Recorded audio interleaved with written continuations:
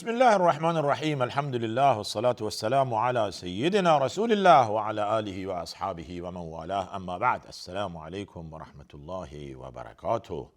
سلام ای ماه قرآن، سلام ای رمضان. زمانی که ما میگوییم ماه قرآن یعنی ماه رمضان، زیرا که قرآن در این ماه نازل فرموده است سبحانه و تعالی.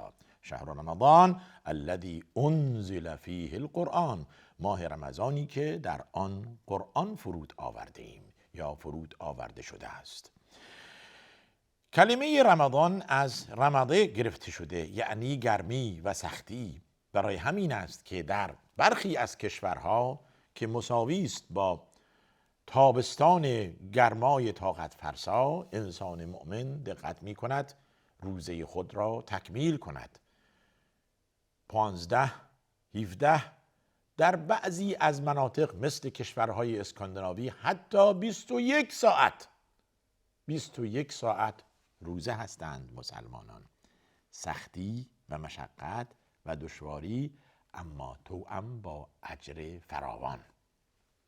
بنابراین در فرمایش صحیح رسول الله صلی الله علیه و سلم اشاره دارد که تمام عمل بنی آدم برای خودش هست. من صدقه میدهم برای خودم هست، نماز میخوانم برای خودم هست، حج را انجام میدهم برای خودم هست، زکات به فقرا میدهم برای خودم هست، راستی و درستی و تلاوت قرآن برای خودم هست.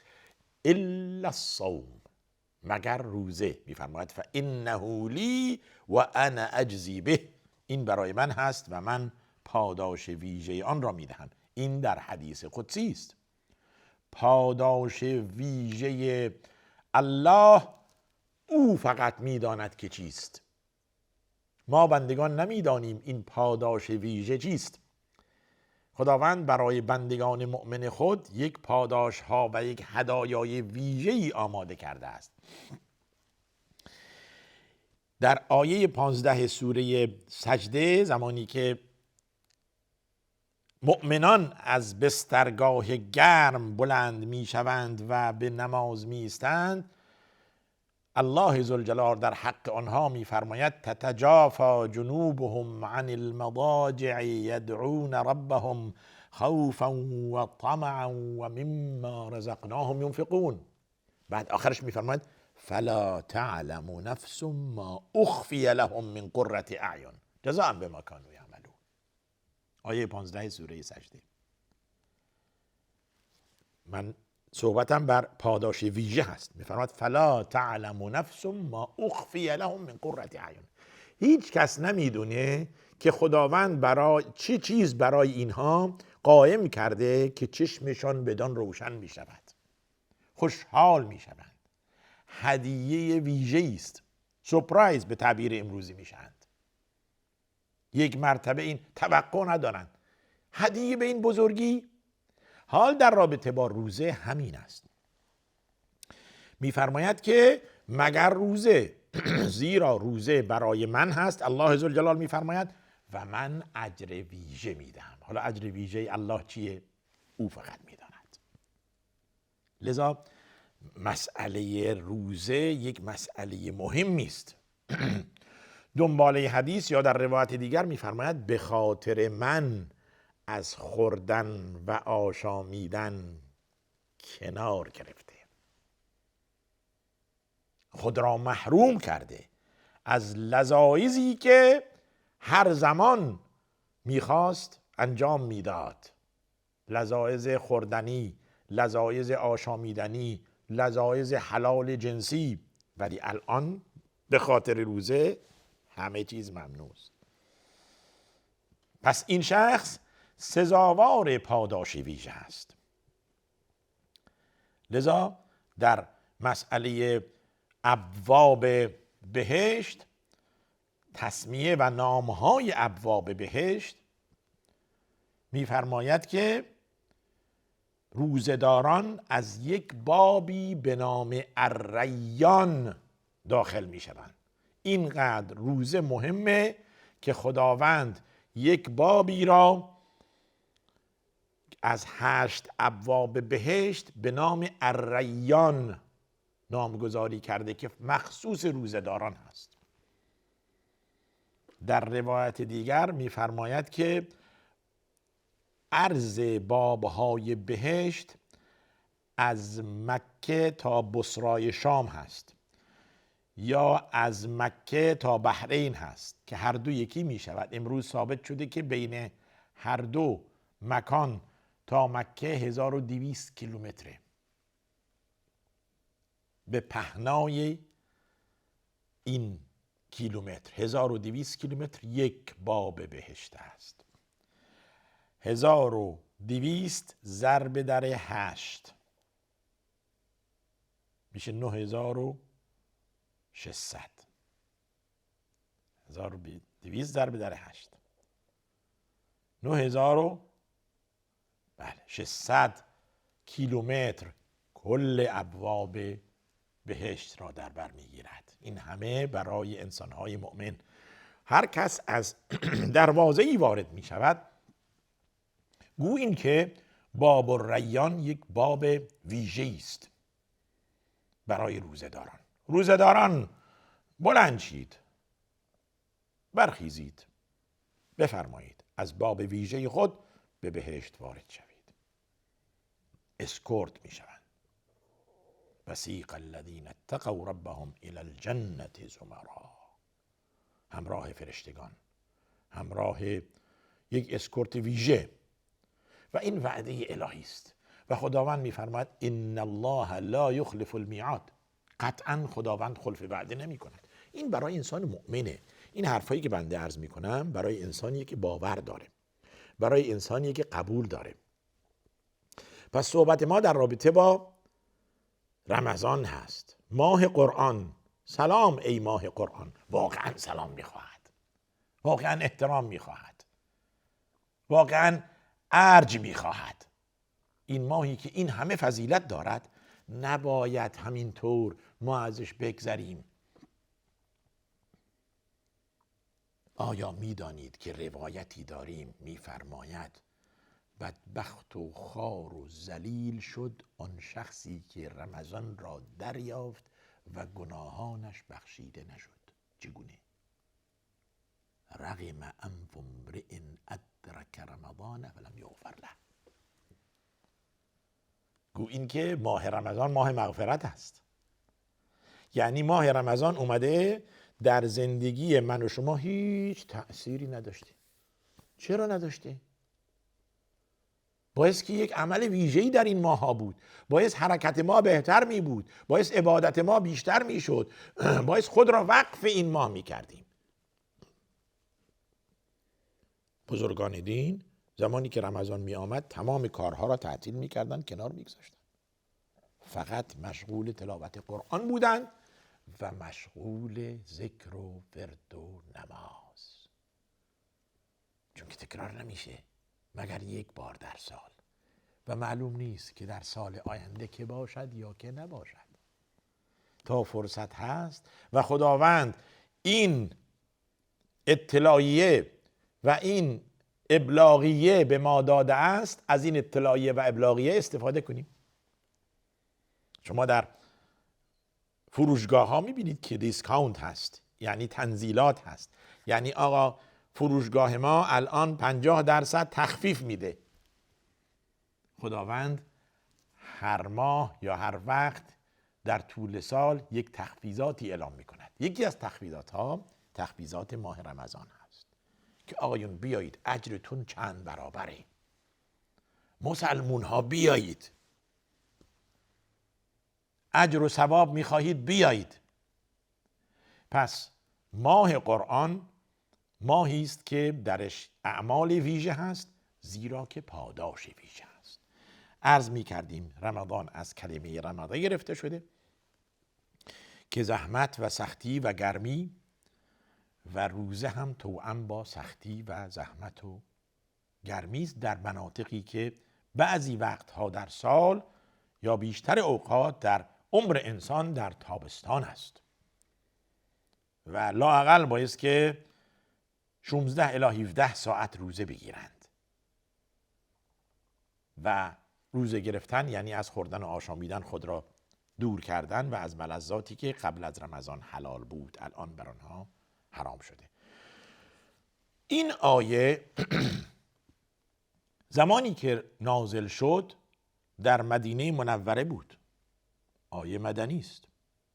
آیه 182 در سوره بقره می‌فرماید یا ایها الذین آمنو کتب علیکم الصیام کما کتب علی الذین من قبلکم لعلکم تتقون. ای مؤمنین، روزه بر شما فرض شد همچون که بر امتان پیش از شما فرض بود. از این آیه استنباط می شود که فرضیت روزه بر مؤمنین یک حدث و یک عمل جدیدی نبوده است. پس روزه قبل از مسلمانان هم بر امتان پیشین واجب بوده. کیفیت آن ما نمیدانیم که آیا مثل مسلمانان بوده از طلوع فجر صادق تا پیدا شدن شب روزه می گرفتند، یا شب بوده یا روز بوده، یا چه بر آنان حلال بوده و حرام بوده، در روزه خود چه کار می کردن خدا می داند.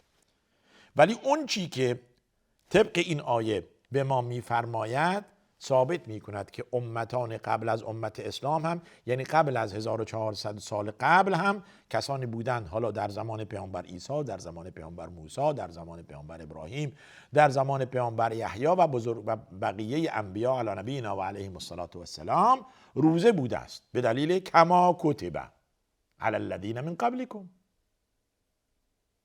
یعنی اینها هم بر اونها، این روزه هم بر اونها واجب شده بود. یعنی شما ای امت محمد صلی الله علیه و سلم تنها نیستید از بین امتها که روزه بر شما فرض می شود. حکمت الهی در تفهیم و پیاده کردن اوامر و احکام خود خیلی دقیقه.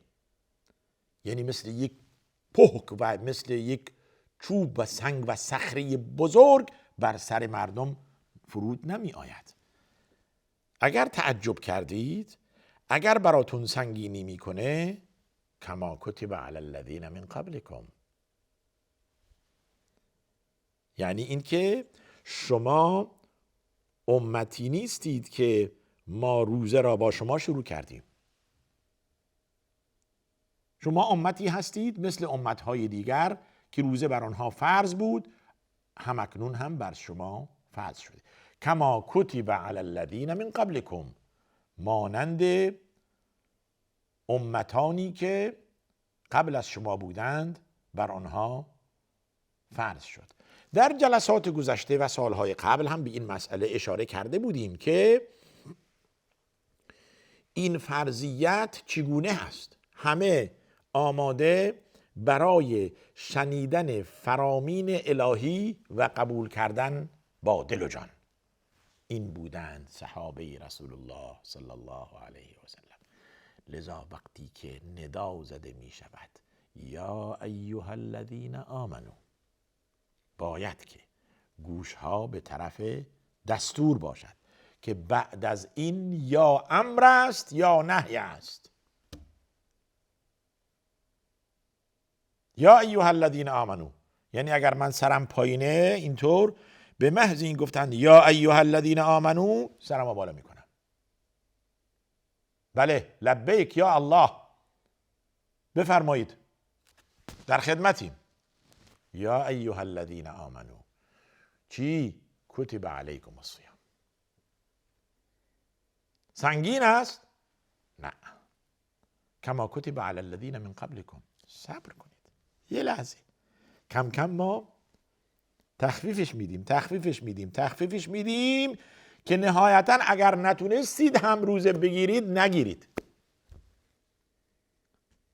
خیلی مهمه ها.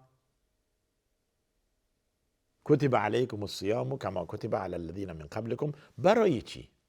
خدایا برای چه روزه را بر ما فرض کردی کما این که بر امتان پیش از ما فرض کردی؟ لعلکم تتقون. علت و انگیزه این که این فرضیت و این حکم شما را به تقوا میرساند، تا این که شما را به تقوا برساند. خیلی خوب، این روزه مدتش چند هست؟ وقتش چند هست؟ و روزه ما میدونیم که یعنی نخوردن و نیاشامیدن. تا کی باید نخوریم و نیاشامیم؟ چند روزه؟ چند ماهه؟ ایام معدودات. دنباله آیه کما کتب علی الذین من قبلکم لعلکم تتقون، این آیه 183 بود. حالا میاد آیه 184 میفرماید ایام معدودات.